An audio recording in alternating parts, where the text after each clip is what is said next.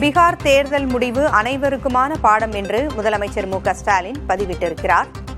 பீகார் தேர்தலில் வெற்றி பெற்ற நிதிஷ்குமாருக்கு தனது வாழ்த்துகளையும் அவர் பதிவு செய்திருக்கிறார். பீகார் தேர்தலில் தீர்க்கமான வெற்றியை பெற்ற நிதிஷ்குமாருக்கு வாழ்த்துகள் என்று முதலமைச்சர் மு க ஸ்டாலின் பதிவிட்டிருக்கிறார். இதுகுறித்த கூடுதல் விவரங்களை வழங்க செய்தியாளர் ரமேஷ் இணைந்திருக்கிறார். ரமேஷ், பீகார் தேர்தல் முடிவுகள் வெளியாகி இருக்கும் சூழலில் நிதிஷ்குமாருக்கு வாழ்த்துக்களை தெரிவித்திருக்கிறார் மு க ஸ்டாலின். அதோடு தேர்தல் முடிவு அனைவருக்குமான பாடம் என்றும் குறிப்பிட்டிருக்கிறார். விவரம் என்ன? அதுல என்ன சொல்லியிருக்காருன்னா, தேஜஸ்விக்கும் வாழ்த்து சொல்லியிருக்காரு. I also appreciate young leader Tejashwi Yadav அப்படின்னு சொல்லியிருக்காரு.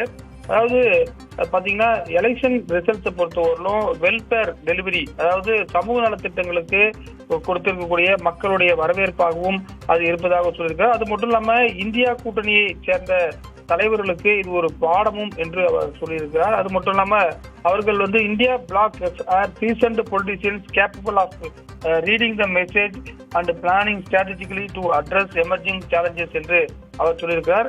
அது மட்டும் இல்லாம இந்த தேர்தல் முடிவுகள் மூலம் குறிப்பாக இந்திய தேர்தல் ஆணையத்தின் குறிப்பாக செயல்பாடுகள் சில கேள்விகளை எழுப்பியிருப்பதாகவும் சொல்லியிருக்கிறார். அது மட்டும் இல்லாமல் இந்த நாட்டில் இருக்கக்கூடிய ஒவ்வொரு குடிமகனும் குறிப்பாக இன்னமும் இந்த தேர்தல் ஆணையத்தின் மீது ஒரு நம்பிக்கை வரக்கூடிய வகையில் செயல்பட வேண்டும் என்று சொல்லியிருக்கிறார்.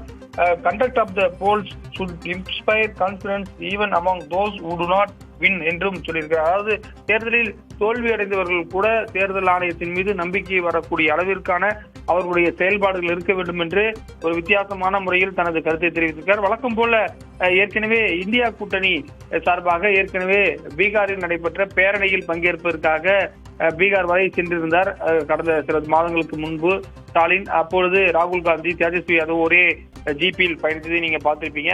இந்த நிலையில அவர் நிதிஷ்குமாருக்கு வாழ்த்து சொல்லியிருப்பதையும் ஒரு வித்தியாசமான அணுகுமுறையாக இதில் தெரிவித்திருக்கிறார். ஏனென்று சொன்னால், ஒரு மாநில முதலமைச்சர் மற்றொரு மாநில முதலமைச்சருக்கு வாழ்த்து தெரிவிக்க வேண்டும் என்ற அடிப்படையில் இது போன்ற சொல்லியிருப்பதாக தகவல்கள் சொல்கின்றன.